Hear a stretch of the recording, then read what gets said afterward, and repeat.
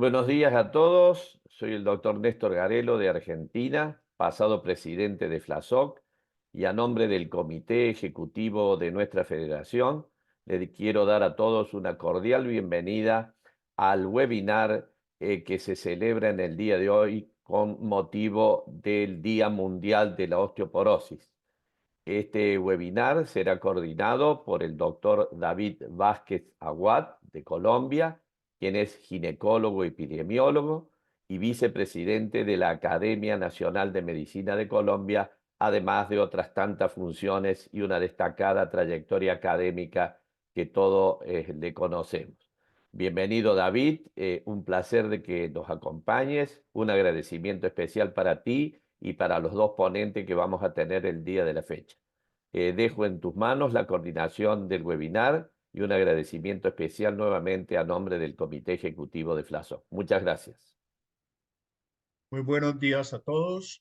Muchas gracias al doctor Néstor Garelo por su amable presentación y muchas gracias al Comité Ejecutivo de FLASOC, especialmente a la Coordinación Científica por darme la oportunidad de coordinar este evento que se enmarca en el Día Mundial de la Osteoporosis y coincide con el Día Mundial de la Menopausia. FLASOG, que es la Federación Latinoamericana de Sociedades de Obstetricia y Ginecología, tiene entre sus funciones más importantes la difusión del conocimiento con el ánimo de un mejor estar de la mujer latinoamericana, especialmente a través de médicos, con un entrenamiento adecuado en el manejo de las diferentes situaciones y patologías que acompañan a la mujer. Más de la mitad de la población de América Latina es de sexo femenino y una de cada tres mujeres alguna vez en la vida va a sufrir una fractura por fragilidad, es decir, una fractura por osteoporosis, que va a ser de la muñeca, de la columna o de la cadera. También recuerdo que de cada 5 fracturas por osteoporosis, 4 son en mujeres. Y esto tiene que ver principalmente por el hipoestrogenismo que acompaña el proceso de la menopausia y posmenopausia, ya que el estrógeno es el principal y natural antirresortivo en la mujer. Es decir, evita el fenómeno de la resorción ósea, del erosionado del hueso, que se lleva a cabo de manera exacerbada en la posmenopausia y que la formación del hueso no es suficiente para evitar el deterioro, el poro del hueso, la osteoporosis y finalmente la fractura, que es el problema serio de esta enfermedad. Por esa razón, considero un privilegio poder coordinar este foro que se está llevando a cabo hoy para toda América Latina y lo considero un privilegio y una responsabilidad. He escrito 3 libros ya sobre osteoporosis y no cabe duda que es una de las patologías que más afecta a la mujer madura, como se vio en el último Congreso Mundial de Menopausia la semana pasada en Australia, en donde gran parte del arsenal científico que manejamos fue relacionado con la osteoporosis, con la pérdida de la masa ósea y con la fractura osteoporótica. Para mí entonces es un gusto presentar a 2 panelistas de lujo. El doctor Huber Canaval, le pediría el favor a Luis en la parte técnica si podemos proyectar la hoja de vida del doctor Huber Canaval. El doctor Huber Canaval es una persona muy importante en Colombia.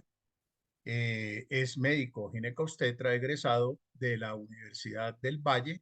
Él trabaja en la ciudad de Cali, una ciudad muy importante en Colombia, capital mundial de la salsa, dicho sea de paso. Él es profesor de la Escuela de Medicina del Departamento de Obstetricia y Ginecología de la Universidad del Valle.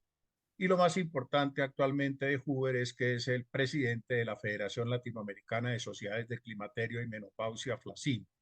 Huber, además de ser un excelente ser humano, ahí tengo un sesgo porque Huber es mi amigo personal de muchos años, también maneja de una manera muy importante el tema de menopausia, dada su condición de presidente de FLACIM, y también la parte didáctica, dada su condición de muchos años de profesor de una universidad de tanto prestigio como la Universidad del Valle.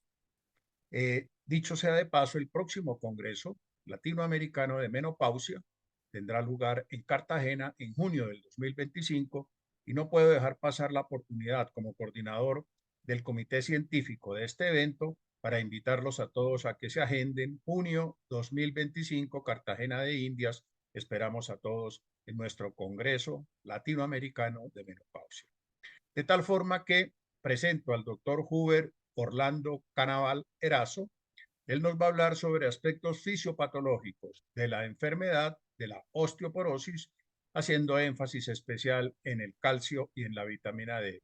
Huber, bienvenido. Muchas gracias en nombre de Flasoc por la gentileza de compartir con nosotros tus conocimientos y el panel estudio. Gracias, David. Gracias por la presentación y gracias a Flasoc por la organización de este webinar alrededor de la celebración del Día Mundial de la Osteoporosis. Un evento, como tú lo dices, importante porque remarca fundamentalmente una patología que es muy prevalente en la mujer y, por supuesto, en la mujer en posmenopausia es de mucho interés. Voy a compartir pantalla con ustedes y para empezar mi presentación, entonces me comunican si la estamos viendo allí.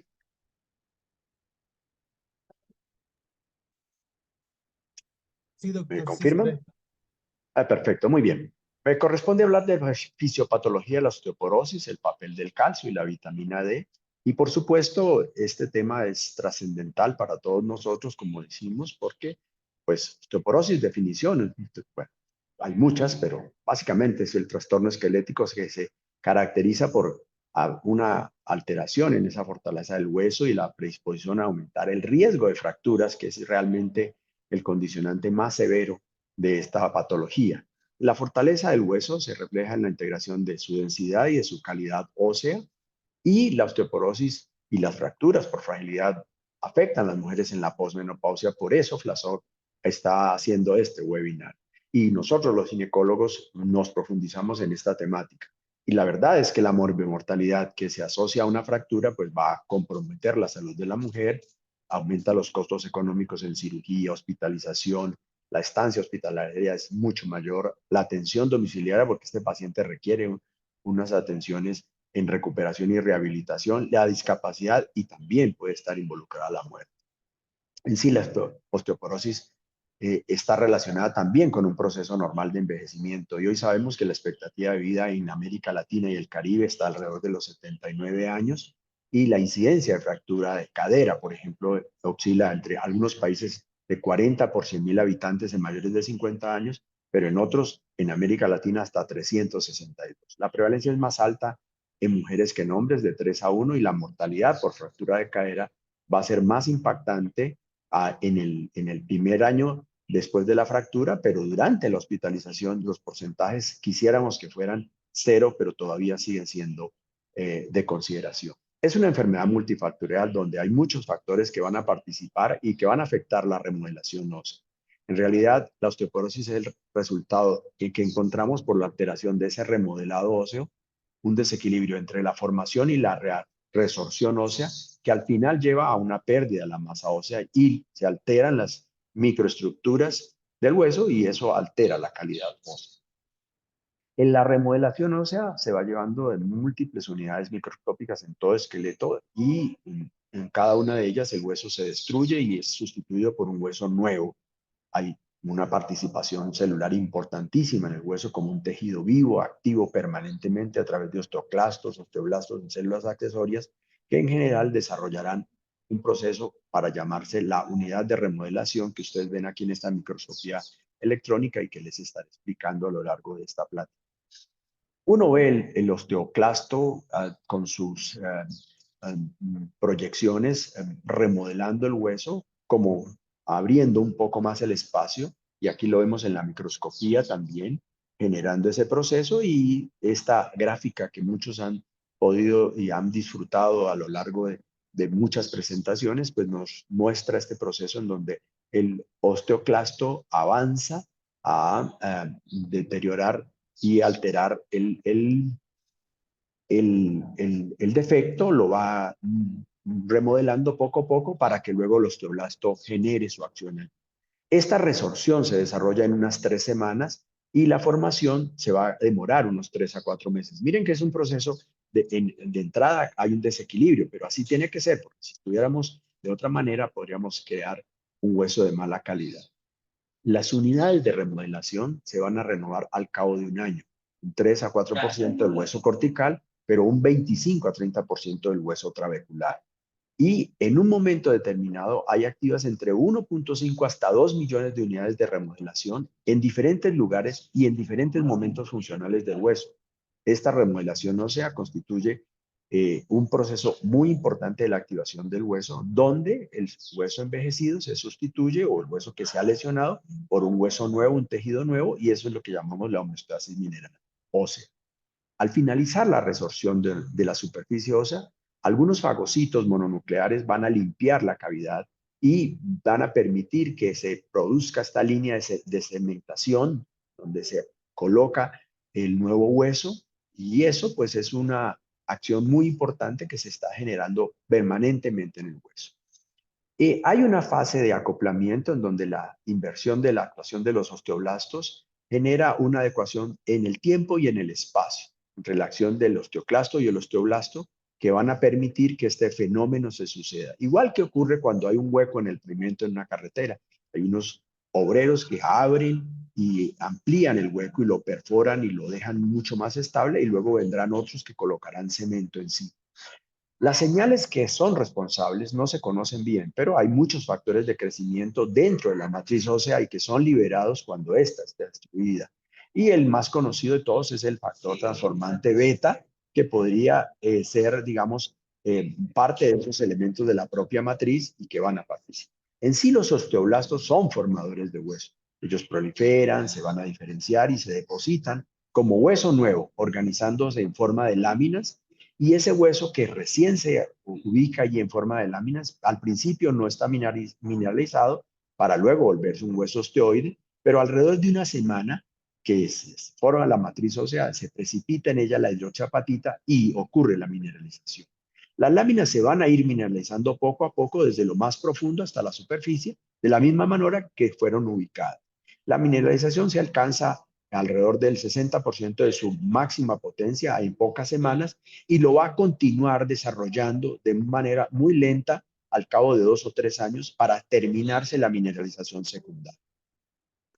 Tanto los osteoclastos como los osteoblastos se originan de la médula ósea, y los precursores de los osteoclastos tienen origen hematopoyético, mientras que los osteoblastos van a desarrollarse desde el estroma medular, y a ese mesénquima les va a dar ese origen. Pero también aquí participa el sistema nervioso central, que hace una función inhibitoria en el desarrollo de la masa ósea. Y también el sistema nervioso simpático va a dar origen a un bloqueo y lugar a aumento en la mineralización ósea.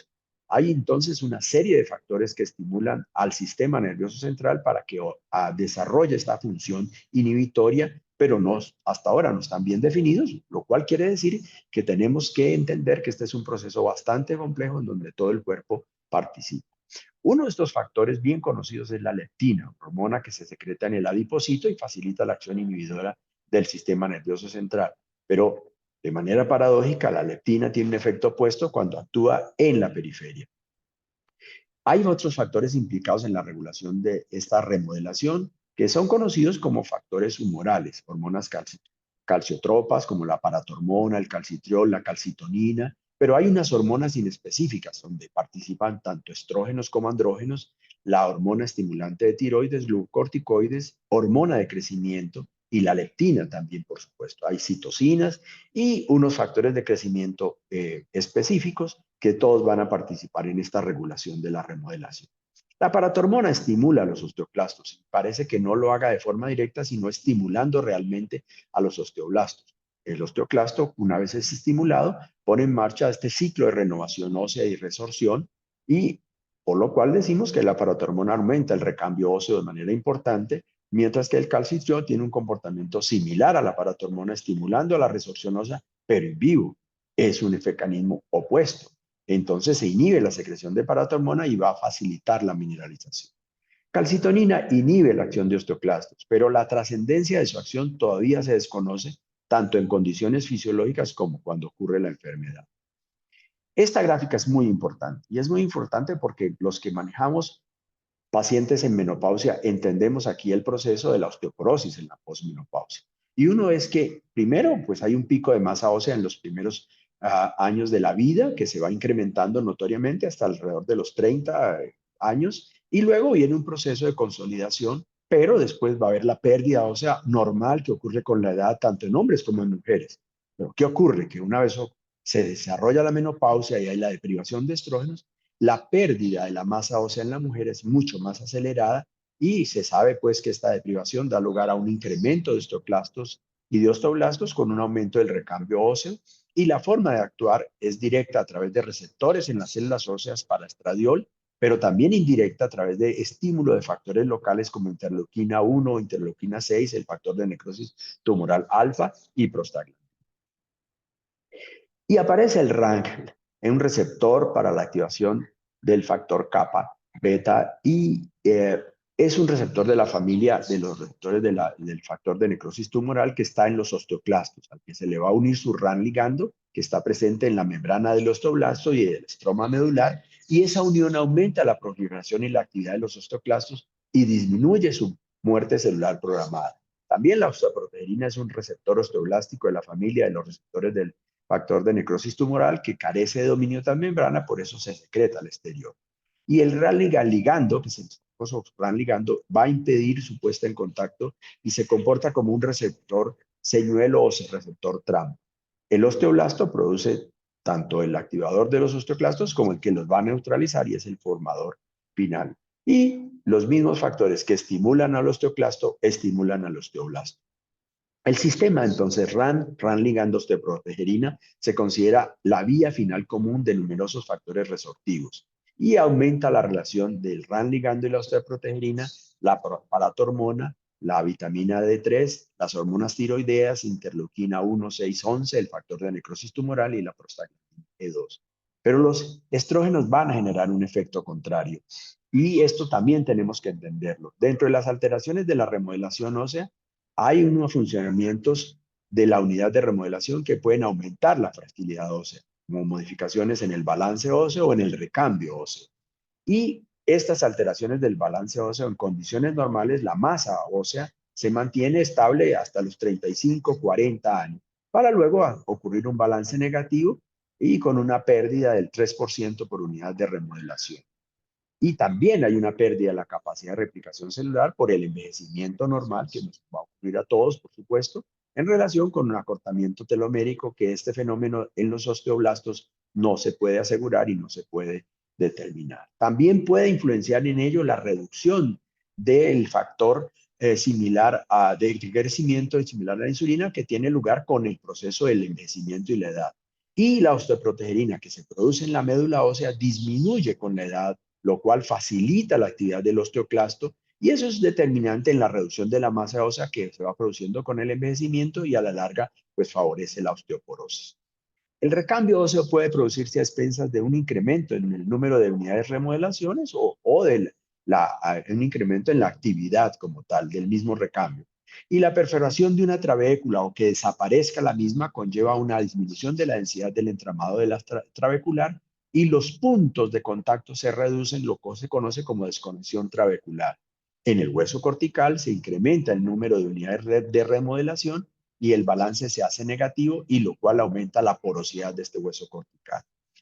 En las unidades que están cerca al endostio, en los osteoclastos, estos pueden atravesar en los sistemas de Havers y alcanzar a la médula ósea. Y esta acumulación de múltiples perforaciones que va a desarrollar el osteoclasto da lugar a una trabeculación del endostio y también adelgazamiento cortical.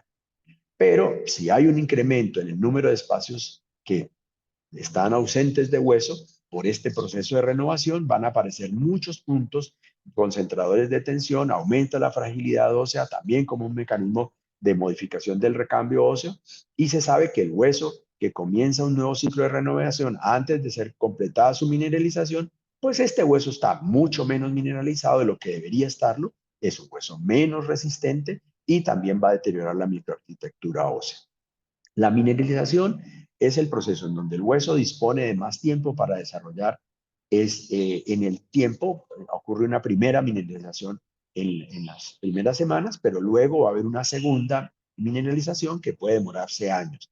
Y si ese proceso no se cumple, cuando hay una disminución del recambio óseo, puede haber una hipermineralización.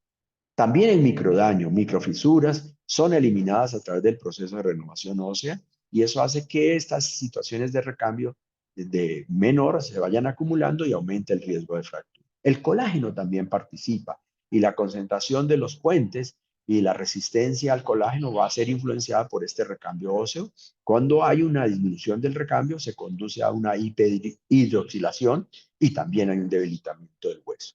Los osteocitos, cuando se mueren, el tejido va a ser renovado y si no se da, pues el recambio está disminuido, la vitalidad del hueso va a estar disminuida también y la resistencia se deteriora.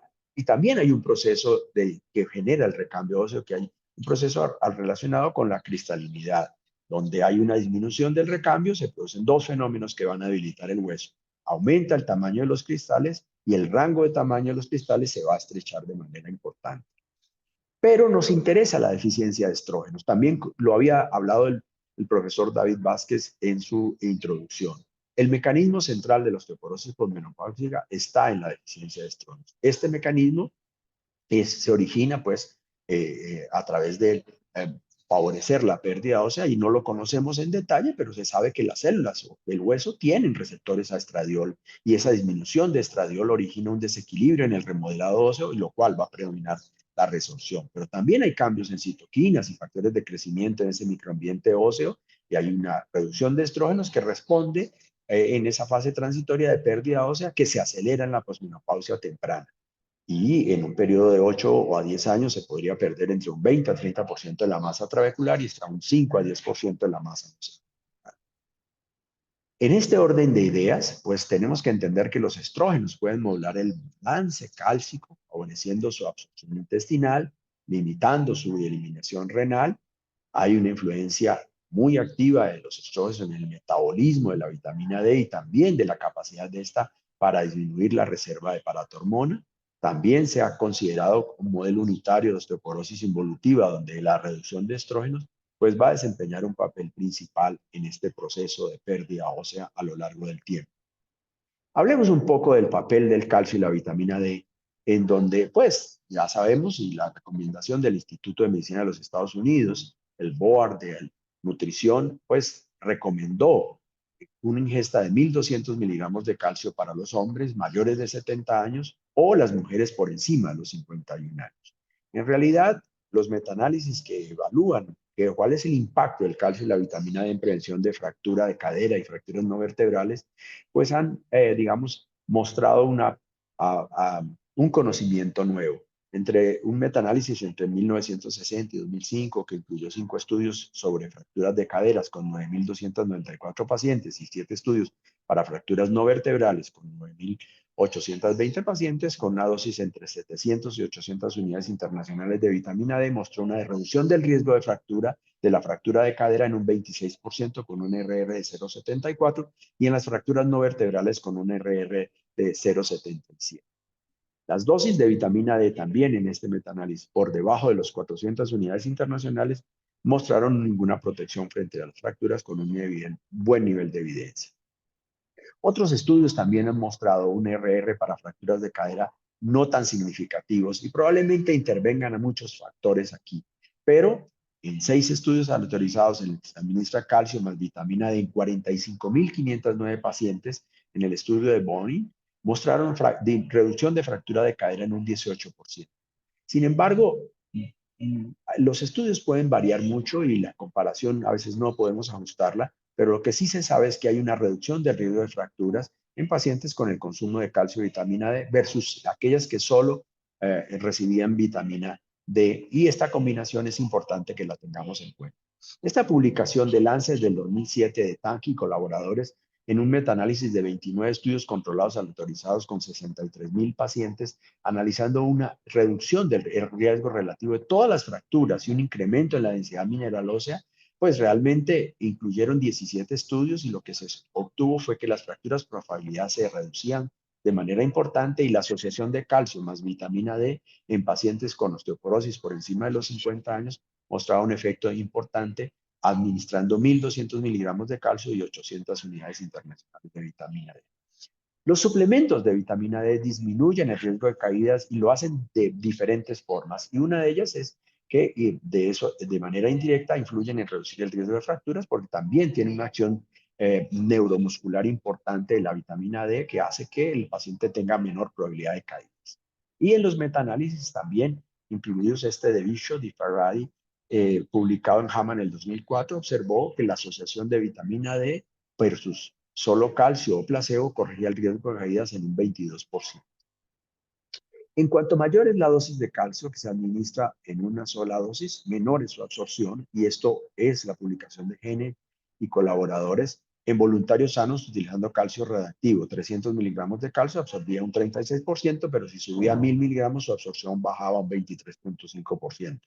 Y esto es importante entenderlos porque en el mismo estudio se fueron administrados carbonato y citrato y las absorciones fueron similares. En realidad, uno puede asociar el suministro de calcio muy importante a través de la dieta. Eso es fundamental y en los casos que se requiera complementar con productos farmacológicos. Si ustedes ven en este cuadro, el aporte que hacen 240 mililitros de leche con 300 miligramos de calcio, estaríamos hablando que para lograr 1.200 estaríamos hablando de 4 veces esta dosis. Y otros alimentos como el queso, el jugo de naranja, el tofu, el yogur, frijoles cocidos, tienen unas dosis también que es importante que consideremos para que a través de la dieta se pueda suministrar calcio. Y la absorción de calcio es independiente de la fuente. El estudio de Recker y colaboradores comparó la absorción de calcio radioactivo en voluntarios sanos con leche entera, leche con chocolate, yogur, productos que imitan los derivados de los lácteos y el queso y también el carbonato cálcico. Y la absorción osciló entre un 21 y 26% de casi en todos y ninguna fue superior más a la otra. Todos estos estudios realizados con diferentes fármacos han mostrado una disminución del riesgo de fracturas en osteoporosis posmenopáusicas cuando se utiliza la combinación de calcio y vitamina D, por lo cual siempre debemos aconsejar que todos los tratamientos para osteoporosis con un anabolizante o con un antirresortivo o aquellos que tienen acción dual se les administre calcio más vitamina D. Los multivitamínicos no siempre van a ser la mejor opción en pacientes porque el aporte es bastante bajo tanto en calcio como en vitamina D, pero los suplementos de calcio solos que tenemos como el carbonato de calcio se absorben mejor cuando se toma con las comidas, se absorbe mal si se usan inhibidores de la bomba de protones o bloqueadores H2, mientras que por el lado del citrato de calcio se absorbe bien en ayunas. El citrato de calcio es importante si hay acloridia o disminuye la ingesta de alimentos en paciente que tiene alguna problemática asociada, por ejemplo, a un bypass gástrico, entonces sería, digamos, una opción y una alternativa. Las dosis por encima de 500 miligramos al día se asocian con una meseta en la absorción y la pregunta es si niveles altos de calcio en la dieta podrían llegar a producir nefrolisasis en pacientes sanos. Está descartado, es una premisa falsa. ¿Cuáles serían los posibles efectos de una ingesta alta de calcio? Pues dispepsia, estreñimiento, que siempre disminuye la motilidad gastrointestinal y también puede interferir con la absorción de otros productos como la levotiroxina o los suplementos de hierro. La vitamina D, ya estamos terminando, contribuye al desarrollo de estructuras óseas, interviene en el metabolismo del calcio y el fósforo. Su déficit tiene un impacto muy importante en el desarrollo de la osteoporosis y los niveles de vitamina D deben estar alrededor de unos 30 nanogramos por mililitro o 75 nanomoles por litro. El mejor indicador para evaluar su estado es el metabolito 25-hidroxivitamina D y el nivel requerido de vitamina D o cuando hay una insuficiente exposición solar debería ser entre 800 a 1.000 unidades internacionales por día. Una mayor prevalencia de déficit de vitamina D aún en pacientes soleados puede ocurrir cuando hay un incremento en el contenido de melanina en pacientes de piel oscura, también cuando hay una respuesta pobre a la síntesis de la vitamina D a partir de los rayos ultravioleta, cuando la ingesta es muy baja de la vitamina D en pacientes con sobrepeso y obesidad se ha encontrado una prevalencia mayor en el déficit de vitamina D, o cuando hay una cobertura exagerada de la piel por ropa, porque hay un cáncer vasocelular o hay una exposición muy reducida y el paciente tiene que hacer cobertura con ropa, pero también lo podemos ver en los países con inviernos largos, donde la tasa de deficiencia de vitamina D es mucho mayor. La vitamina D se encuentra en varios alimentos, la exposición al sol aumenta sus concentraciones, el uso de protectores solares sabemos como concepto que bloquea la síntesis de vitamina D. El paciente por encima de los 70 años no forma de manera adecuada la vitamina D como quisiéramos, por eso hay que recomendar suplementos dietéticos en las personas ancianas y los que tienen, digamos, que evitar la luz solar. Y el límite superior seguro no está muy bien claro, pero en el Instituto de Medicina de los Estados Unidos definió como un máximo de 4.000 unidades internacionales por día. Igual, hay que considerar, digo, expertos diferentes y hablar de vitamina D nos puede llevar a otro webinar mucho más complejo donde, por supuesto, tendríamos que especificar mucho más detalles. Es más fácil la vitamina D que sea absorbida que el calcio y puede tomarse con las comidas y con ellas. Tenemos dos formas disponibles de suplementos, el ergocalciferol y el colecalciferol. Algunos estudios sugieren que el colecalciferol aumenta las concentraciones de vitamina D de manera mucho más eficiente que el ergocalciferol, pero no todos estos estudios han mostrado ese tipo de efectos. El calcitriol es el metabolito más activo de la vitamina D y con frecuencia podría causar hipercalcemia o hipercalciuria, por eso hay que vigilarlo un poco más y ajustar la ingesta de calcio y las dosis de calcitriol. En general, en osteoporosis no se recomienda como un suplemento de la vitamina D y podemos utilizar los otros, y calcitriol y otros análogos de vitamina D, pues sí, son importantes en hiperparatiroidismo secundario a una enfermedad renal crónica. Tanto calcio como vitamina D por sí solos no son suficientes para prevenir o tratar la osteoporosis, pero sí nos pueden reducir la tasa de pérdida ósea. En realidad, el efecto sobre el riesgo de fractura no está muy claro, aunque se encuentra pues una tendencia de recomendación favorable cuando se optimiza la ingesta de calcio y vitamina D, y ya lo hemos explicado en las diapositivas anteriores. Siempre aumentar el consumo de lácteos o alimentos ricos en calcio debe indicarse en toda paciente en climaterio y menopausia. Si no es posible consumir lácteos por algún problema gastrointestinal o el consumo es muy pobre, se deberá calcular cuánto está consumiendo la paciente y el resto darlo a través de suplementación. Muchísimas gracias por la atención. Continuemos aquí en esta celebración del Día Mundial de la Osteoporosis que organiza la Federación Latinoamericana de Sociedades de Obstetricia y Ginecología FLACID. Gracias por su atención. No olviden que están súper invitados al Congreso Latinoamericano de Menopausia que desarrollaremos en la hermosa ciudad de Cartagena de Indias, en Colombia, en el Centro de Convención del Hotel Las Américas, en junio del 10 al 14 del 2025. Muchísimas gracias. Muchas gracias, querido Hubert. Excelente tu presentación, sobre todo que has resumido magistralmente un tema que llevamos publicando y escribiendo libros muchas personas durante tantos años y tú lo has hecho de manera magistral. No cabe duda del papel del calcio y la vitamina D sobre el desarrollo de la enfermedad, porque como se dice coloquialmente, uno camina sobre sus depósitos de calcio. Muchas gracias nuevamente. A continuación me permito presentar al doctor Fidencio Pons. Si me puedes ayudar, Luis, con la presentación de su brillante hoja de vida. El doctor Cons Molina es un reumatólogo reconocido en América Latina, dada su experticia justamente en el tema de osteoporosis. Es reumatólogo de la Universidad Nacional Autónoma de Baja California en Mexicali, director médico del Centro de Investigación en Artritis y Osteoporosis en la misma ciudad, y es maestro en osteología y metabolismo mineral en México. Miembro, por supuesto, del Colegio Mexicano de Reumatología. Fidencio nos ha acompañado durante muchas actividades de osteoporosis a lo largo de los años, específicamente en Sibón, y por esa razón para mí es un gusto y un privilegio presentar a una persona de sus características y de sus calidades humanas y científicas para que comparta con nosotros sus conocimientos sobre el tratamiento a largo plazo de la osteoporosis. Es un tema muy importante, dado que la osteoporosis es una enfermedad crónica, degenerativa, y el tratamiento es por muy, muy largo plazo. Fidencio, mil gracias por acompañarnos y te escuchamos.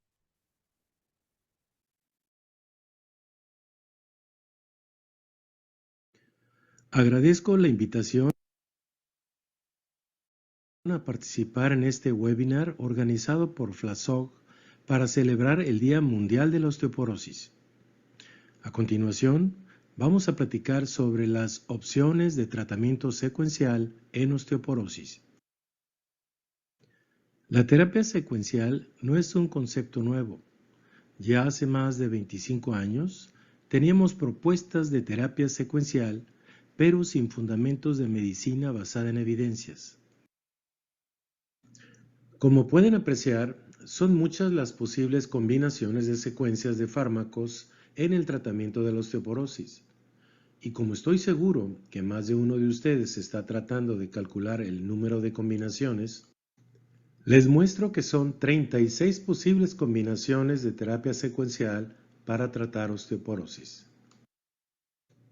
Debido al número de combinaciones de secuencias de medicamentos, y solo con fines didácticos para esta presentación, he dividido en 4 secciones las secuencias: antirresortivos seguidos de antirresortivos, antirresortivos seguidos de anabólicos, anabólicos seguidos de antirresortivos y anabólicos seguidos de anabólicos.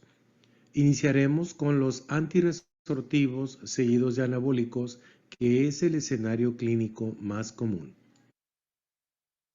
Aquí les muestro algunas secuencias de antirresortivos seguidos de anabólicos que han sido publicados. En general, se acepta que el uso previo de alendronato atenúa la respuesta a teriparatide en algunos estudios. Este efecto puede ser menor o no ocurrir con tratamientos previos con risedronato o raloxifeno. Más adelante les mostraré lo que sucede cuando se usa un anabólico después de denosumab. ¿Cuál debe ser el tratamiento de osteoporosis después de utilizar bisfosfonatos? Esta pregunta la contestó Eiken y Vestergaard en su publicación de 2015. Ellos revisaron los resultados de 11 estudios que evaluaron prospectivamente el tratamiento después de alendronato o risedronato en mujeres con osteoporosis posmenopáusica. Todos los estudios son de corta duración, de 24 meses o menos, y evalúan el tema de la terapia de transición de alendronato o risedronato. Ninguno de los estudios tuvo el poder estadístico para evaluar la eficacia de la reducción de fracturas. La transición de alendronato a ácido zoledrónico mantiene los efectos terapéuticos durante 12 meses. Cambiar a denosumab o teriparatida provoca aumentos adicionales en la densidad mineral ósea. Específicamente, la transición a teriparatida podría usarse por un tiempo limitado para pacientes seleccionados, pero debe seguirse con un tratamiento antirresortivo para evitar la pérdida del hueso ganado. Existen pocos estudios de corta duración que evalúen el tema de la terapia de transición de alendronato o risedronato, aunque esto es muy frecuente en la práctica clínica.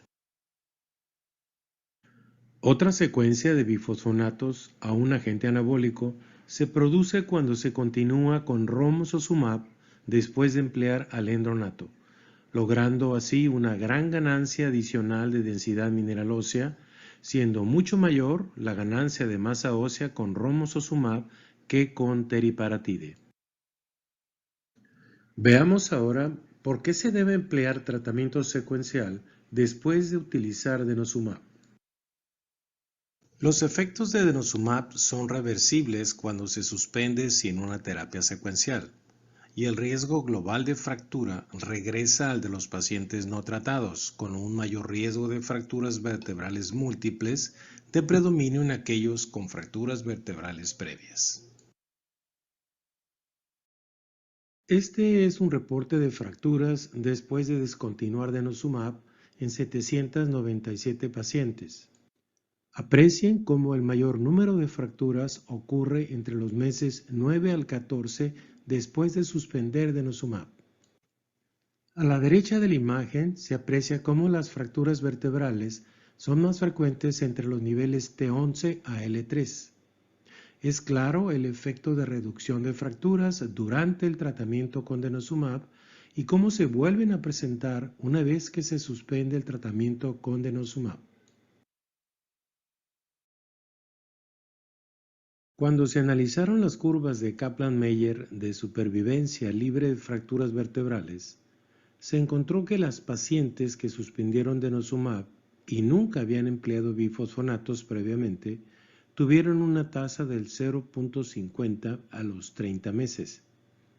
Cuando previamente habían empleado bifosfonatos, la tasa fue de 0.85 y cuando utilizaron bifosfonatos antes y o después de suspender denosumab, casi alcanzaron 0.98%. Si observamos las curvas de comportamiento de la masa ósea medida por DEXA, se reproducen los cambios observados en los marcadores de remodelado óseo, es decir, disminuye la densidad mineral ósea en los primeros 12 meses después de suspender el tratamiento con denosumab, pero igualmente se recupera una vez que se reinicia el tratamiento. Aprecie que la caída de la densidad mineral ósea en el fémur total, señalado con una flecha color naranja, puede llegar a valores más bajos que los que presentaba el paciente al iniciar el tratamiento, por lo que la recuperación después de reiniciar el tratamiento puede no alcanzar los mismos niveles que tenía al suspender denosumab. Esta imagen ejemplifica los hallazgos observados en las mediciones DEXA. Observen cómo los niveles de CTX regresan a los niveles basales alrededor del 9º mes, señalado con una flecha color rojo, y los niveles de fosfatasa alcalina fracción ósea lo hacen alrededor del 6º mes, señalado con una flecha color naranja. Esto se debe a que ocurre el llamado rebote en la actividad antirresortiva. Los marcadores de remodelado se elevan mucho más los de resorción que los de formación.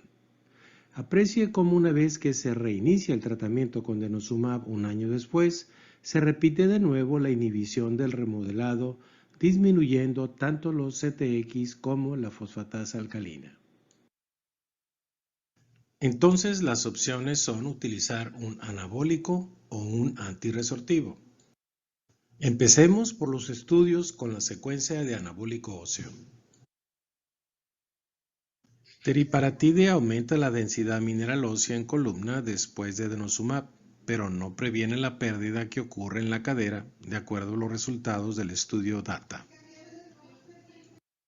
Romosozumab aumenta la densidad mineral ósea alcanzada en columna y mantiene lo logrado en la cadera después de emplear denosumab, de acuerdo con los datos del estudio de extensión.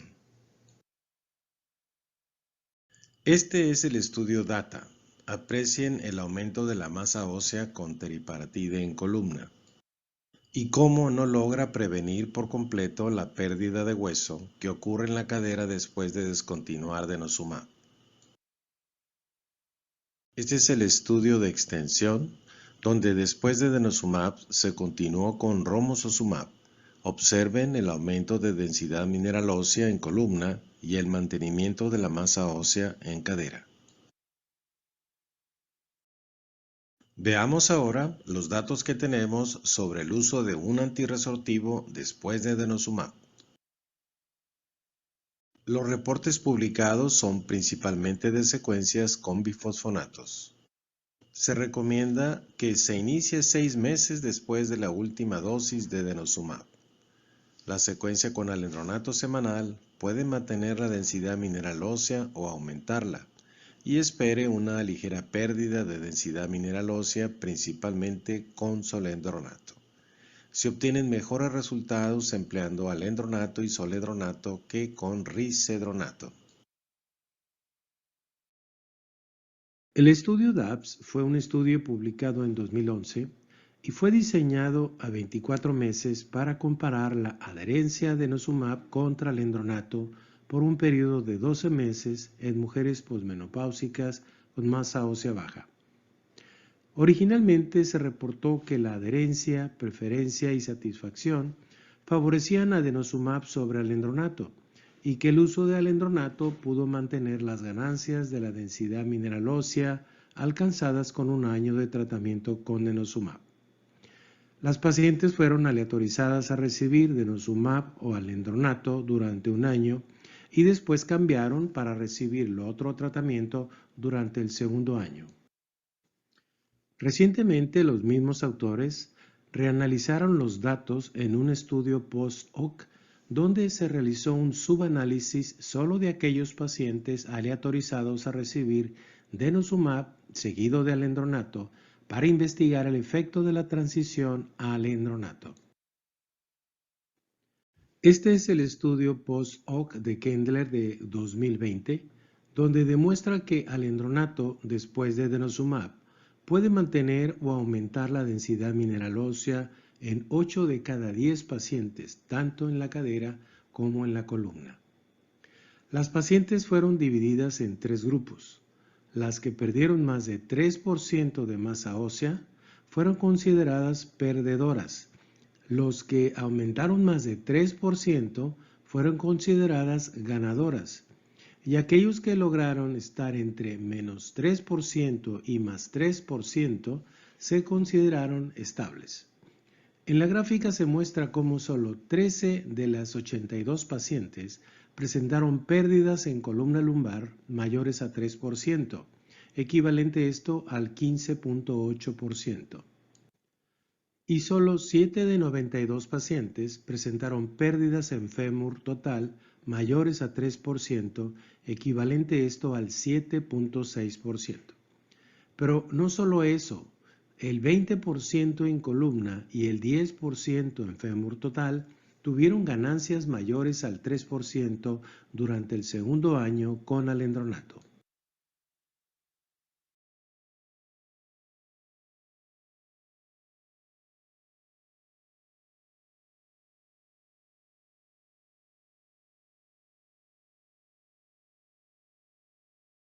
Estos son los resultados del grupo griego, donde una sola dosis de ácido zoledrónico, después de 3 años, puede mantener la densidad mineral ósea en cuello femoral, pero no en columna. En el mes de agosto de 2020 se publicaron los datos del monitoreo de las 30 pacientes durante el tercer año de seguimiento después de solo una dosis de ácido zoledrónico, y llama la atención que la masa ósea de la cadera se mantiene mientras la masa ósea de la columna disminuye un 2%. Este es el estudio de la doctora Solling de Dinamarca.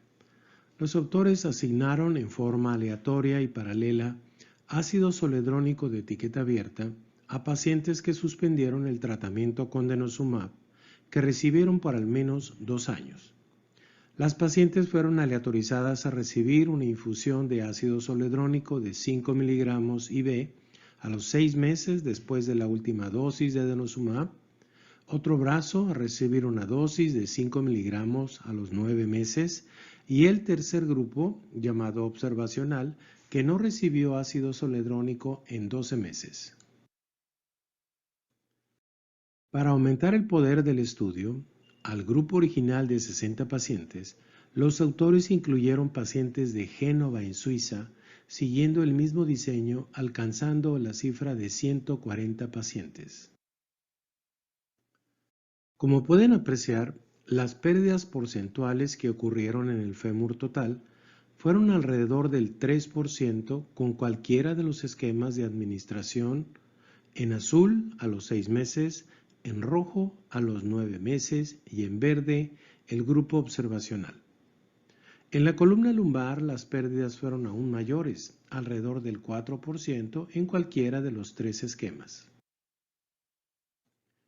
Recientemente se ha publicado un estudio en un pequeño grupo de pacientes donde se evaluó la utilidad de una sola dosis de denosumab seguida de la administración de una infusión de 5 miligramos de ácido zoledrónico.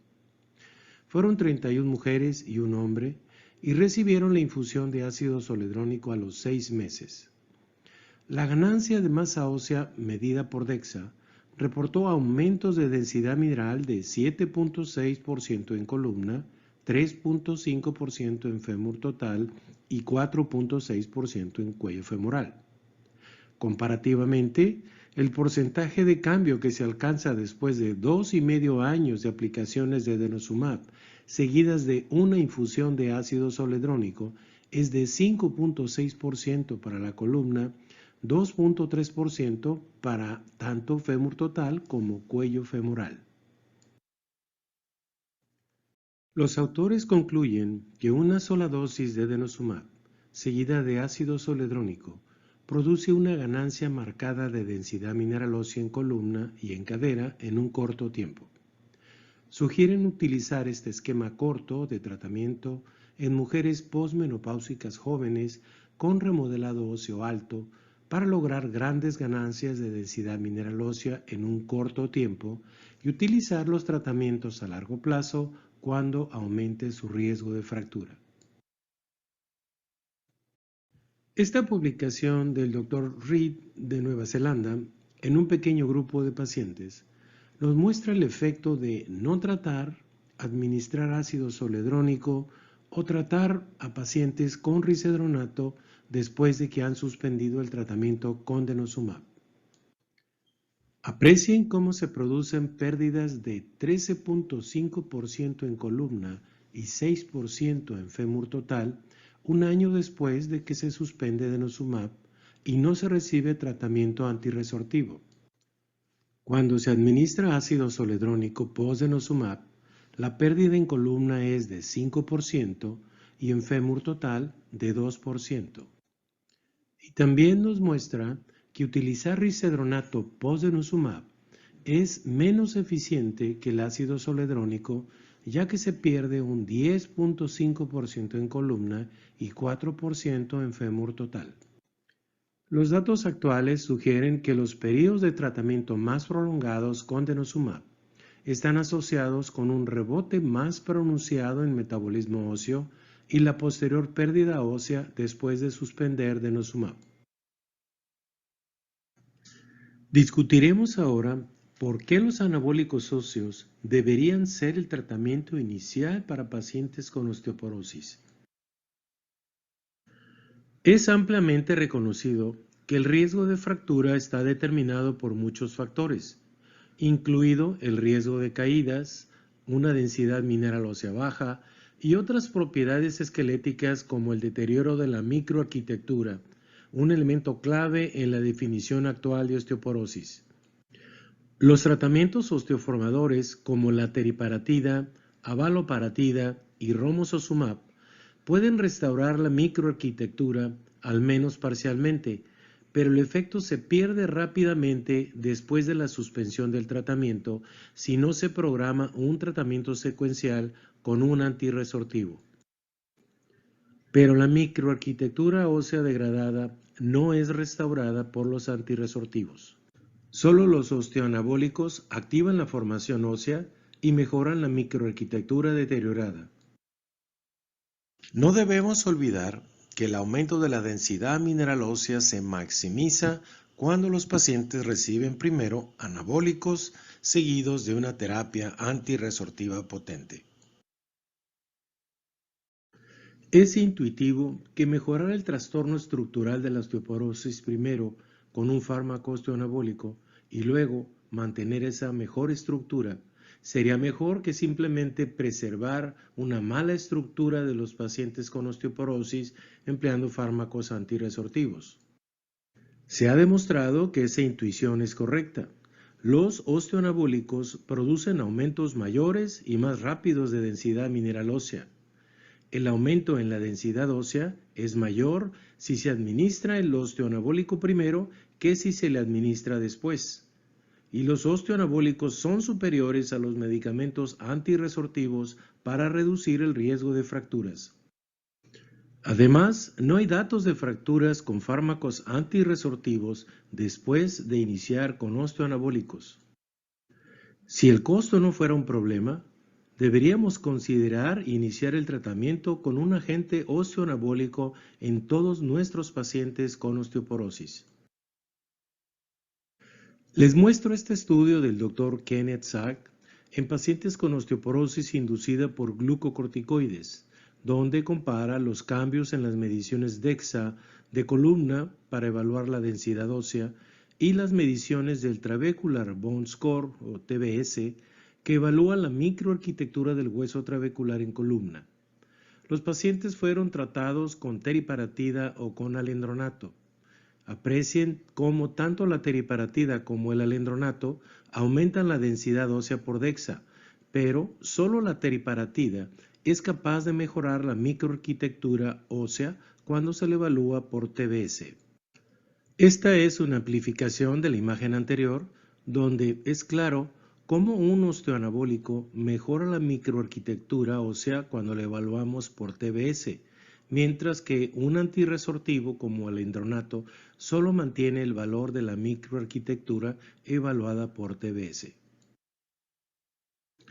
Como ya mencionamos, la densidad mineral ósea aumenta más y más rápido con osteoanabólicos, especialmente en la columna, que cuando se emplean fármacos antirresortivos.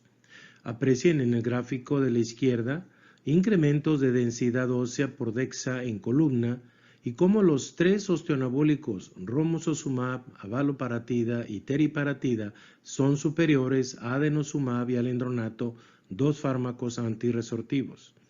En el gráfico de la derecha observen las ganancias de densidad ósea en la cadera y cómo solo romosozumab es superior a los otros osteoanabólicos y antirresortivos.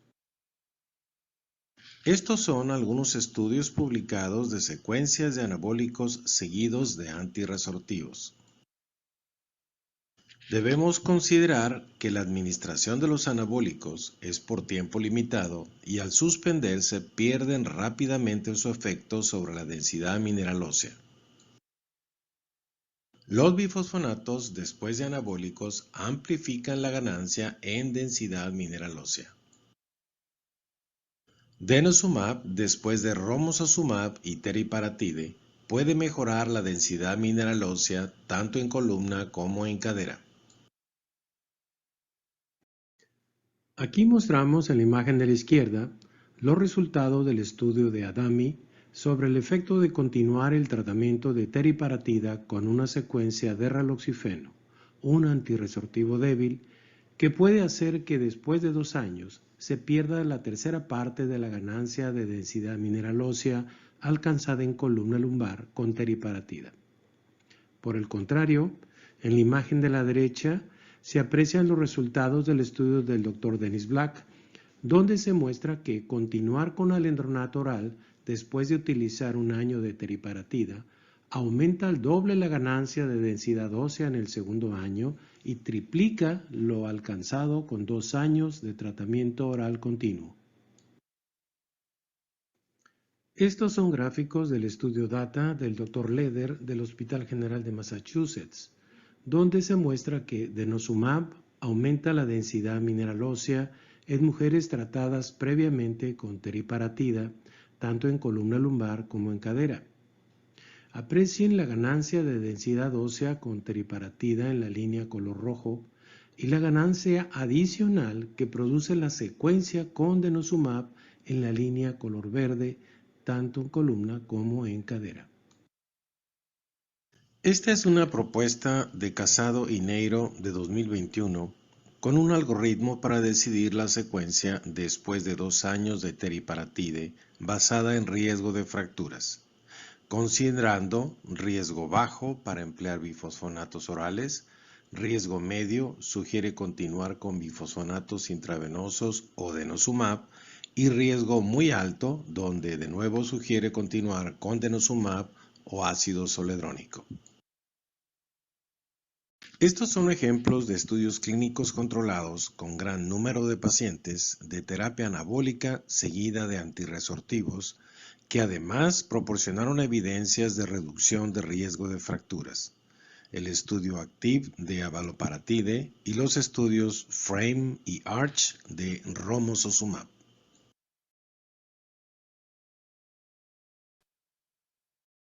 Estos son los gráficos de ganancias de densidad mineral ósea por DEXA en columna y en cadera del estudio FRAME, donde podemos apreciar la gran ganancia alcanzada con 1 año de tratamiento con romosozumab de 13.3% en columna lumbar y 6.8% en fémur total, y la ganancia adicional que se logra con la secuencia de denosumab por 12 meses adicionales, alcanzando 17.6% en columna y 8.8% en el fémur total.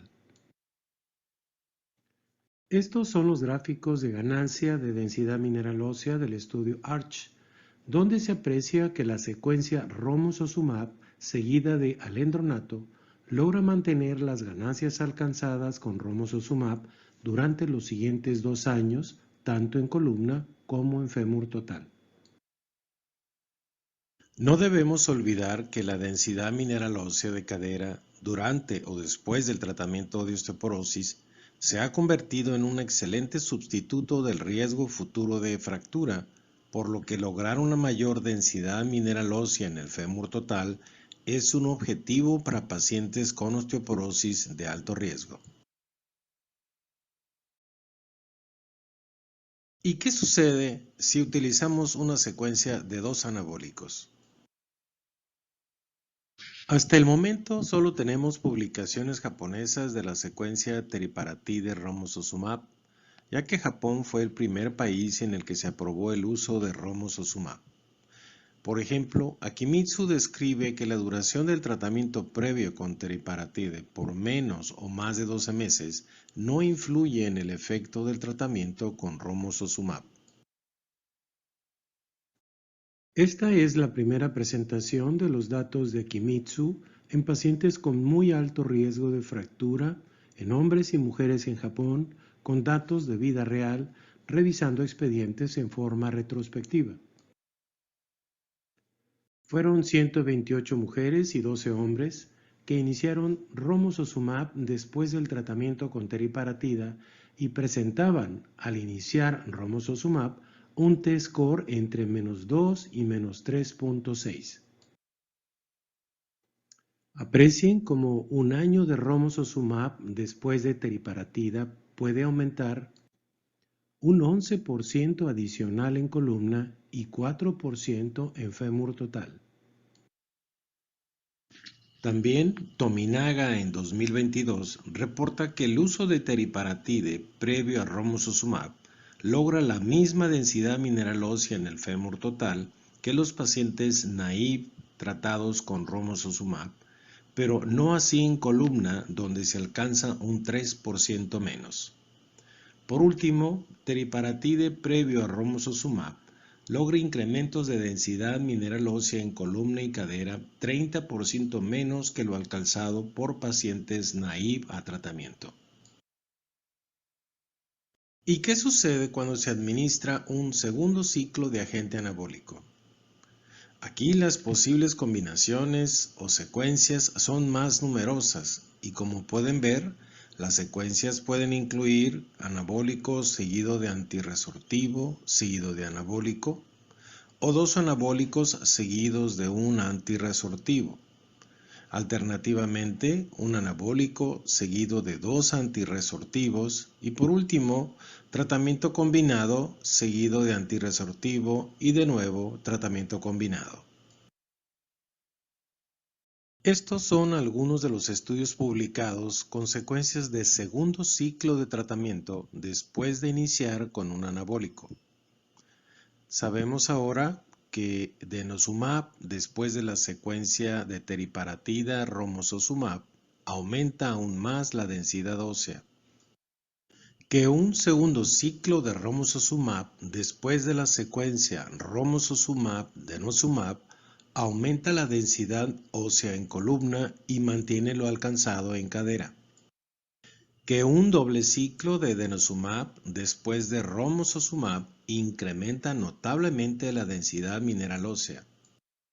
Y que un doble ciclo de teriparatide después de la secuencia teriparatide-alendronato también aumenta la densidad mineral ósea. Finalmente, que el uso de ácido zoledrónico después de romosozumab mantiene la ganancia alcanzada de densidad mineral ósea en fémur total.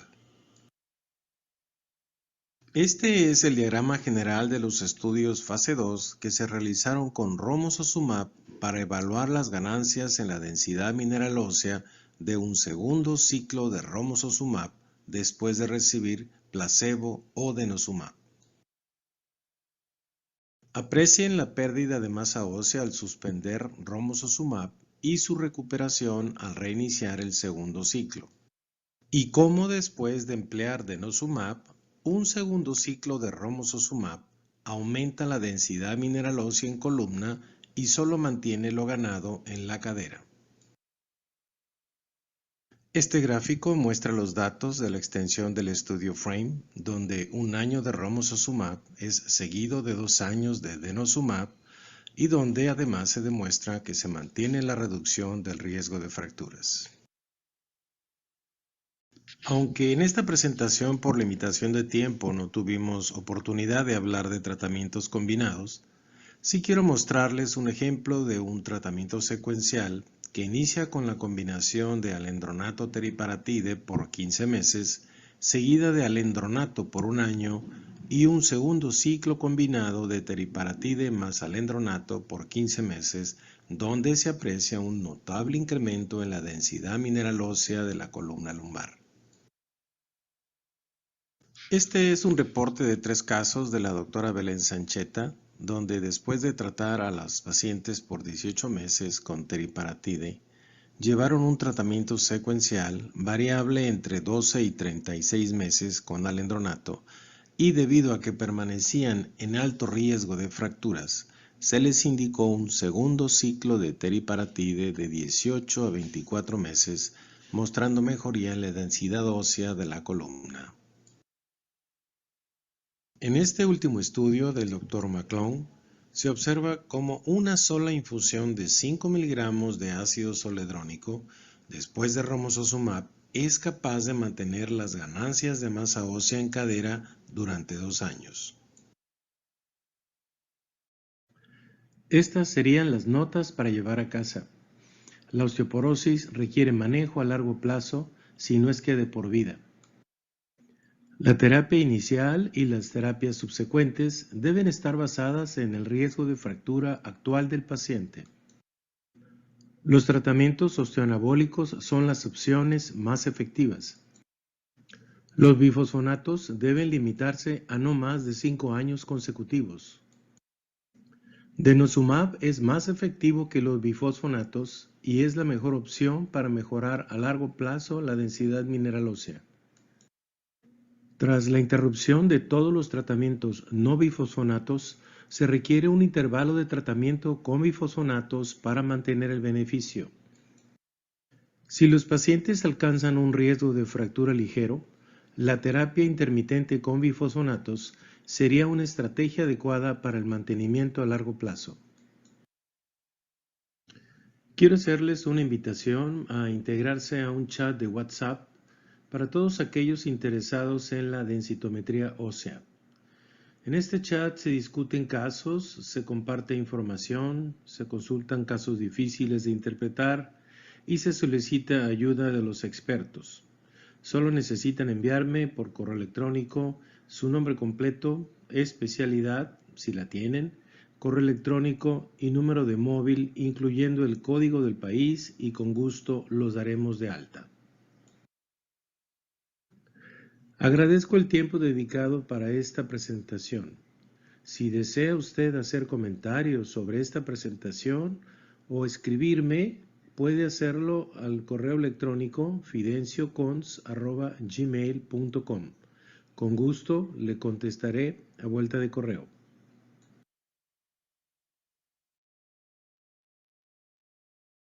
Bueno, muchísimas gracias al doctor Fidencio Cons por su estupenda presentación. Me hace reflexionar acerca de una frase que utilizo mucho y es que si uno quiere dictar una buena conferencia tiene que mostrar datos más que opiniones. Y Fidencio, te has lucido con toda la evidencia que nos has mostrado respecto a tu tema. Me voy a tomar una pequeña libertad anecdótica para aprovecharme del cargo de moderador que tengo hoy. Uno de los últimos trabajos que mostraste fue de Michael McClune. Michael McClune es una autoridad mundial en osteoporosis, ha estado varias veces en Colombia y en América Latina muchas. En el simposio de hace una semana, en el Congreso Mundial de Menopausia en Australia, en el simposio de FLACIN, o sea, de América Latina, estaba sentado Michael McClune. Prefirió estar con nosotros que en todos los demás 3 actividades simultáneas que había en ese momento en el Congreso. Michael se sentó con nosotros, hizo preguntas, comentó diferentes situaciones y por eso al final, que se tomó una foto muy querido con nosotros y su esposa, al final, pues le di las gracias y le manifesté el cariño que sentimos los latinoamericanos por personas como él, que a pesar de sus altos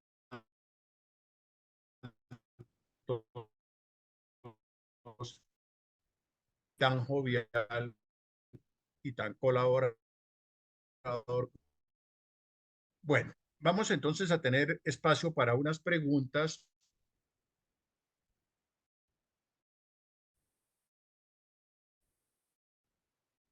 Mira, y la primera pregunta quiero darse a rogar a los panelistas que las respuestas sean muy concretas, dado que nos puede rendir más el tiempo. Fiencio, hiciste una afirmación que me llamó muchísimo la atención. Dice, en osteoporosis posmenopáusica, el tratamiento inicial siempre debe ser con anabólicos. ¿Es así? Bueno, en el mundo ideal deberíamos emplear un anabólico. Sin embargo, nuestra realidad no lo permite. Tenemos que ser muy selectivos para poner al paciente de muy alto riesgo en el anabólico. La lógica es irrefutable. Si quieres mejorar la microarquitectura, empieza con un anabólico. Si fuera tu esposa la que vas a tratar, no me estarías preguntando eso, estarías empezando con un anabólico, pero no todo el mundo lo puede hacer.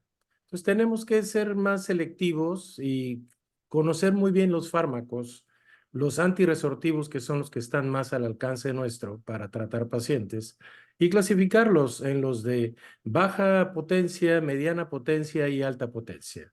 ¿Qué pondría yo en los de baja potencia? Raloxifeno, lo pondría como baja potencia. Bifosfonatos, potencia intermedia, denosumab, potencia alta. Ácido solerónico, potencia alta. Anabólicos, definitivamente solamente tenemos en Latinoamérica algunos países que tienen romosozumab. Ustedes en Colombia la tienen, México la tiene, Argentina, Brasil, pero el resto de Latinoamérica, aunque no lo creas, no cuenta con romosozumab. Lo único que cuentan es, y algunos, con teriparatida. Ningún país de Latinoamérica cuenta con abaloparatide. Solamente 11 países en el mundo cuentan con abaloparatide. Y de nuestro continente solamente Estados Unidos y Canadá cuentan con abaloparatide. Entonces, es muy importante que los médicos que tratamos osteoporosis conozcamos los medicamentos que usamos para tratar a nuestros pacientes. Recuerden que el modo actual de evaluar a un paciente es establecer el riesgo de fractura y en base al riesgo de fractura establecer el tratamiento. Hay un concepto que no me dio tiempo de presentar en esta charla, que es el de la terapia de mantenimiento. ¿Cómo se hace la terapia de mantenimiento una vez que ya alcanzaste la meta que te planteaste al inicio del tratamiento? Deberás entonces, si llegaste a la meta, planear a largo plazo terapia intermitente con bifosfonatos. Ese es uno de los aspectos importantes que tenemos que difundir, porque tenemos que planear el tratamiento de nuestro paciente para los siguientes 30 años. Tenemos que acompañar a las pacientes posmenopáusicas de los siguientes 30 años y los tratamientos cortos de 2 o 3 años no son suficientes. Dijiste respuestas cortas, ya me pasé. Muchas gracias, muy amable. Hubert, una pregunta que nos hace un anónimo. Habla de una mujer de 32 años que en la adolescencia tuvo trastornos de la conducta alimentaria y tiene en este momento una osteoporosis. No tiene fracturas. Tiene un episodio de oligomenorreas, un índice de masa corporal de 18. Pregunta el anónimo si el tratamiento debe ser hormonal o cuál es tu opinión al respecto. Bueno, primero es que hay que identificar si mi paciente está en menopausia o no está en menopausia. Los tratamientos hormonales se contemplan en estos primeros 10 años de la menopausia y se consideran fundamentalmente en pacientes sin factores de riesgo.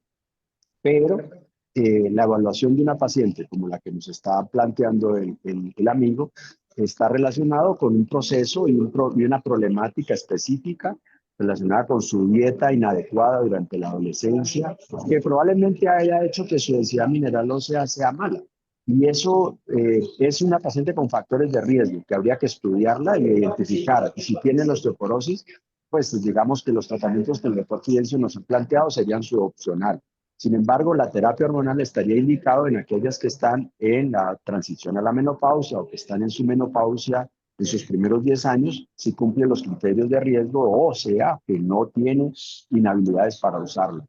Pero sí, hay casos especiales de pacientes bastante jóvenes que han tenido una mala ingesta de calcio y de vitamina D a lo largo de la vida por problemas nutricionales específicos que las hacen susceptibles a desarrollar un fenómeno de densidad mineral ósea baja y de osteoporosis que requerirán tratamiento, por supuesto. Muchas gracias. Aprovecho la pregunta del anónimo de trastornos de la conducta alimentaria como factores de riesgo alto para pérdida de masa ósea y osteoporosis para incluir aquí la cirugía bariátrica. Yo no sé en los demás países de América Latina, pero que en Colombia se está de moda la cirugía bariátrica para inclusive para obesidades no mórbidas. Está reemplazando ya los tratamientos médicos y dietéticos para este tipo de problemas y sabemos que esta situación de cirugía bariátrica coloca a las pacientes en muy alto riesgo de pérdida de masa ósea a edades muy jóvenes. Fidencio, ¿cuánto tiempo se debe usar denosumab? El tiempo, bueno, antes de que te conteste, comentaste sobre cirugía bariátrica y dices que está de moda en Colombia. Bueno, deja decirte que yo vivo en Mexicali, frontera con California. Tijuana y Mexicali son los núcleos más importantes en México para atraer el turismo médico de personas de Canadá y Estados Unidos a atenderse en clínicas de la frontera para cirugía bariátrica. Es un boom lo que está ocurriendo aquí en la frontera. Entonces, no me extraña el comentario que hiciste sobre lo que sucede en Colombia. Segunda pregunta, ¿cuánto tiempo usar denosumab? Tienes que planear desde el principio cuál es tu meta de alcanzar en un paciente con osteoporosis.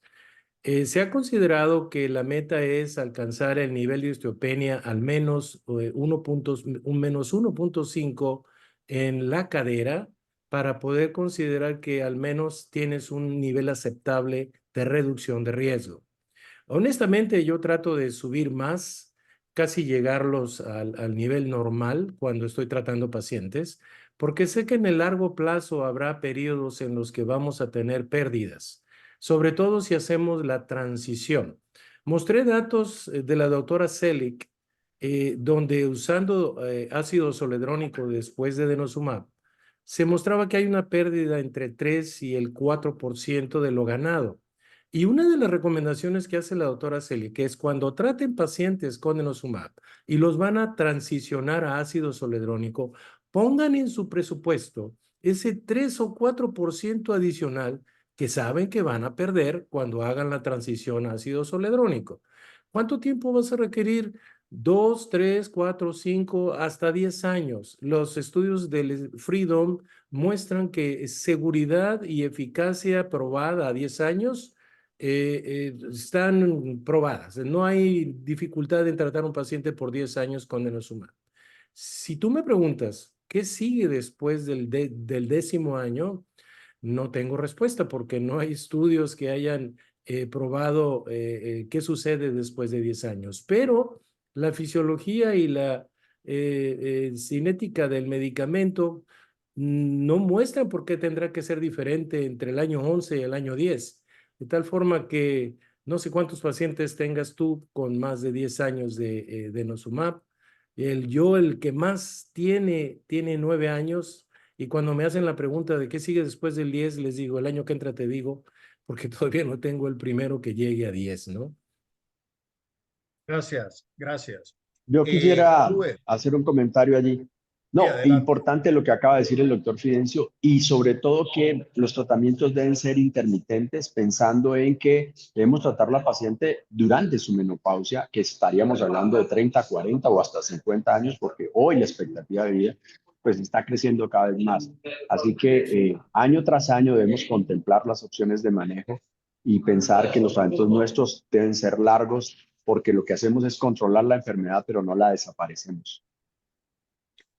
Claro, muy válido recordar que la paciente pierde rápidamente masa ósea en el periodo de transición entre los 45 y 60 años, más que inclusive después de que sea una paciente ya longeva.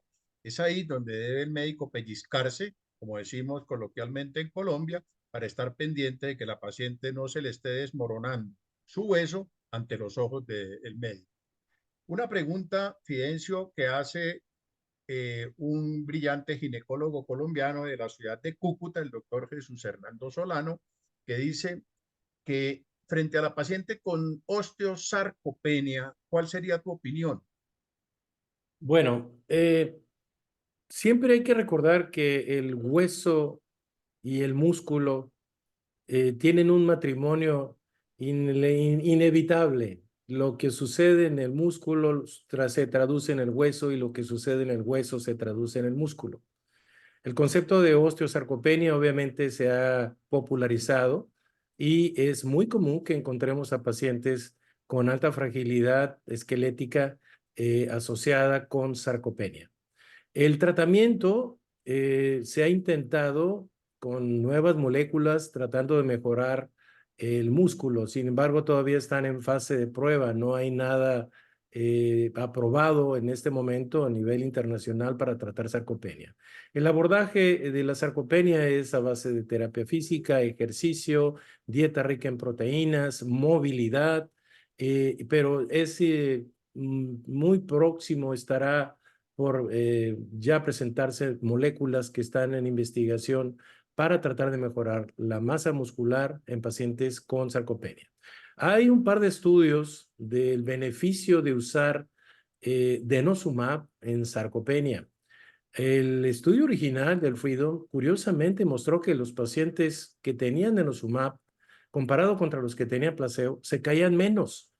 Entonces fue un dato curioso en aquella época, pero después que empezó a tomar fuerza el concepto de sarcopenia, se volvió a revisar qué estaba sucediendo y hay algunos mecanismos fisiopatogénicos que pueden tratar de explicar por qué denosumab puede mejorar la masa ósea, perdón, la masa muscular en pacientes con sarcopenia. Sin embargo, hay pocos estudios completos de tamaño suficiente, robustos, que podamos tomar de referencia. Solamente son ensayos iniciales y habría que demostrar con un estudio más grande que denosumab pudiera ser una alternativa en estos pacientes que tienen osteosarcopenia. Muchas gracias, Fidencio. Huber, calcio inclusive en pacientes muy longevas por encima de los 80, 85 años. Calcio en pacientes muy longevas. Pues digamos que siempre el calcio será un nutriente que no deberá ser involucrado en la dieta fundamentalmente de todos los pacientes, incluidas las muy longevas. La asimilación y la absorción se van reduciendo en el tiempo por diferentes mecanismos gastrointestinales, pero no los podemos evitar, no los podemos quitar. Debe contemplarse esa opción y siempre será una alternativa. Por supuesto que también deberíamos acompañar la vitamina D porque la edad también es un factor que disminuye la absorción de los alimentos y la dieta de nuestros pacientes bien ancianos es una dieta que debe ser bastante fraccionada para que puedan incluir varios tipos de alimentos en la misma. Pero la suplementación farmacológica deberá darse cuando la dieta no suministre lo adecuado. Uno de los graves problemas que tenemos es la intolerancia a la lactosa, los síntomas dispépticos que generan algunos alimentos lácteos que hacen que los pacientes no puedan consumir este tipo de productos, pero deberán procurarse y de manera especial involucrarse en la dieta algunas formas específicas de calcio a través de yogur griego o algunos quesos muy suaves que pueden ser tolerados en el paciente muy anciano, pero seguiremos dándole, sí, por supuesto, porque es la herramienta principal para la recuperación de la densidad mineralosa. Gracias, Huber. Fidencio, ¿qué opinas del drug holiday y el concepto que McClung nos vendió hace unos años? ¿Cuál es tu opinión al respecto? Mira, yo estoy de acuerdo con el Drug Holiday. El Drug Holiday se diseñó, bueno, no fue el doctor McClung, fue otro grupo de expertos más anterior.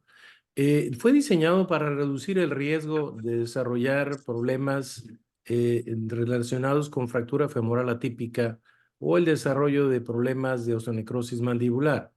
El uso prolongado de los fármacos bifosfonatos, como ustedes saben, tienen la propiedad de acumularse, se depositan y son de acción duradera.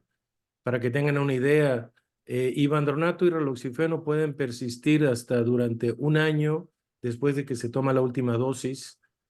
Alendronato puede durar hasta 2 o más años y ácido zoledrónico 3 o más años después de que se pone la última infusión. Si estamos acumulando 2, 3, 4, 5 dosis de ácido zoledrónico, por ejemplo, anuales, tenemos un efecto duradero. Hay publicaciones muy claras que muestran que estamos sobretratando con dosis muy altas a los pacientes con ácido zoledrónico. Se ha demostrado que una dosis de ácido zoledrónico puede persistir durante 5 años. Una sola dosis de 5 miligramos. Se han hecho comparaciones entre 2.5 y 5 miligramos y son prácticamente iguales. Entonces, estamos usando dosis más altas que las que originalmente nos ofreció el estudio Horizon, el estudio pivotal de ácido zoledrónico.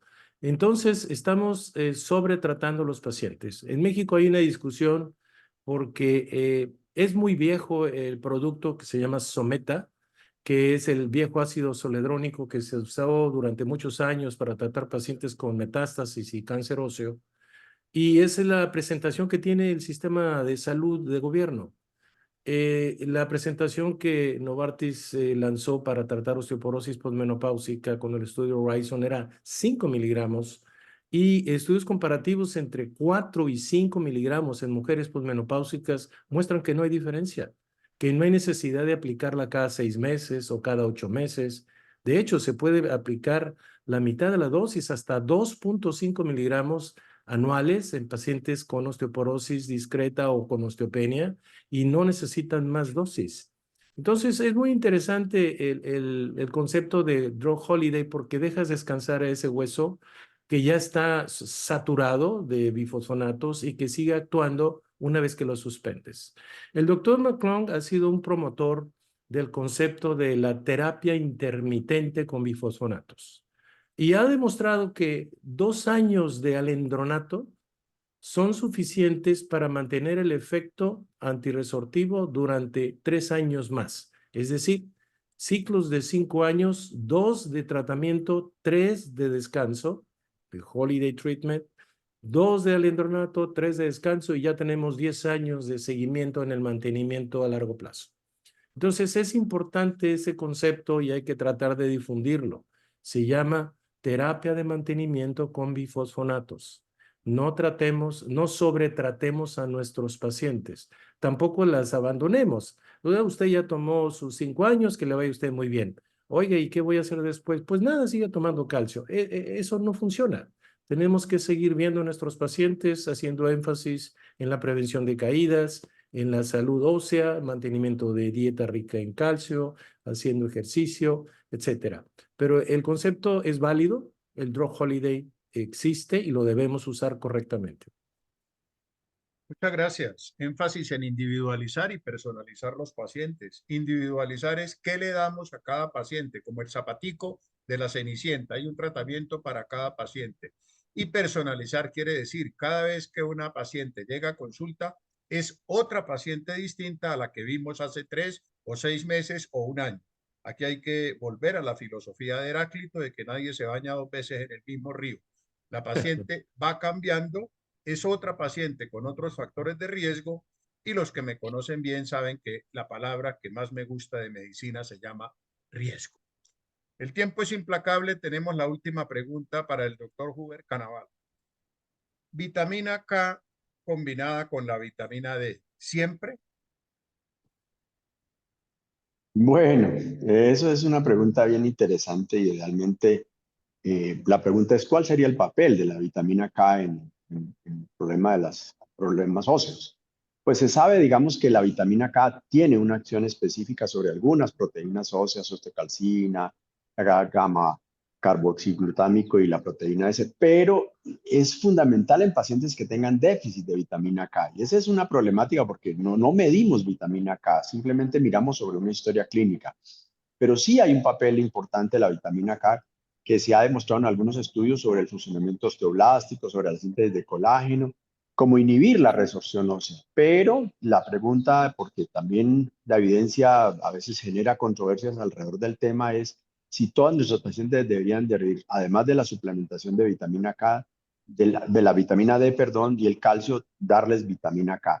Entonces aquí volvemos otra vez a la evidencia que se dispone todavía nos deja en un intermedio, pero sí definitivamente es clave y fundamental en las personas que tienen déficit de esta vitamina.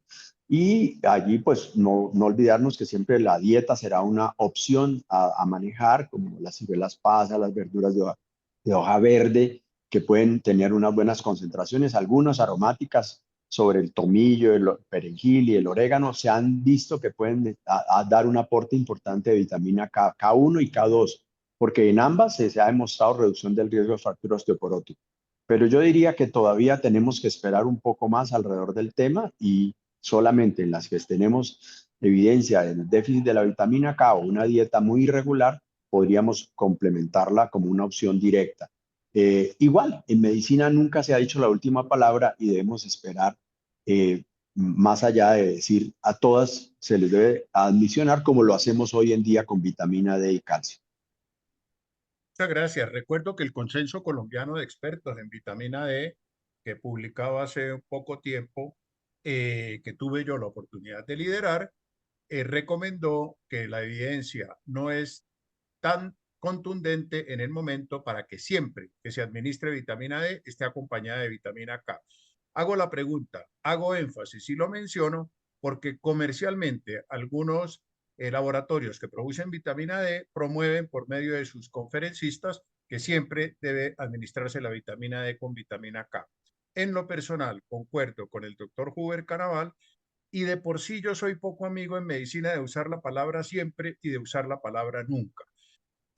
Prefiero usar la palabra depende, como cuando uno le pregunta como epidemiólogo, ¿cómo está tu esposa? Uno dice, ¿comparada con quién?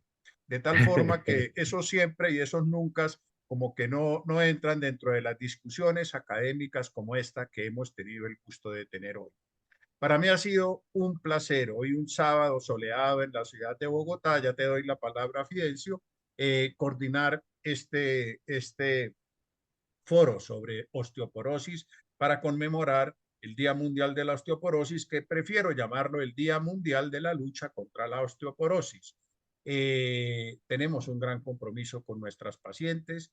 La función de FLASOG es parte muy importante, la educación médica. Y antes de darle la palabra a Fidencio, quiero agradecerles a todos, a FLASOG, a los participantes, a los que hicieron preguntas, pero sobre todo a los conferencistas, su gentileza de compartir una de las cosas que más hace que un ser humano valga la pena ser humano y es el conocimiento. Fidencio. Sí, vi ahí en el chat del webinar que pusieron su teléfono y que quieren estar en el chat, pero solamente he recibido 3 correos. Necesito que me escriban a mi correo. Les repito el correo, es mi nombre, fidenciocons@gmail.com. Necesito que me escriban ahí para poder entonces darlos de alta. En ese chat comparto las presentaciones, así que si quieren una copia de esta presentación con audio, se las comparto en el chat. Y muchas gracias por la invitación. Esperemos que se repita. Huber, ¿alguna palabra final? No, total. Unas felicitaciones a FLASOC por su compromiso permanente en compartir el conocimiento con sus asociados y con los ginecólogos de Latinoamérica. El doctor Cuauhtémoc Celis, que es un abanderado de este proceso y que es el director científico de FLASOC en todos los temas académicos, pues felicitarle por su organización. A ti, David, porque tú eres un duro temáticamente hablando en esto de osteoporosis. Lo has demostrado a través de tus publicaciones, de tus libros y las tantas conferencias que has compartido con médicos a lo largo del continente. Y por supuesto, agradecerle al doctor Fidencio por tan bonita plática que nos ha dado con una experticia en el tema fundamental que mostró su capacidad de transmitir un conocimiento tan complejo alrededor de la temática en el manejo y las distintas opciones terapéuticas que tenemos para la osteoporosis, que fue muy didáctico. Felicitaciones a todos y gracias. Pasen un lindo fin de semana. Muy amables a todos. FLASOG es la Federación Latinoamericana de Sociedades de Obstetricia y Ginecología. Su presidente Luis Hernández, su director científico Cuauhtémoc Celis. Gratitud a Álvaro Erramuspe, que es una persona muy activa de la parte administrativa de FLASOG, a Luis, que nos ha acompañado en la parte técnica. Un feliz fin de semana para todos. No se vayan, que Luis tiene ahorita que pasarnos una información, un QR para nuestro próximo webinar. Dios los bendiga, feliz tarde y gracias.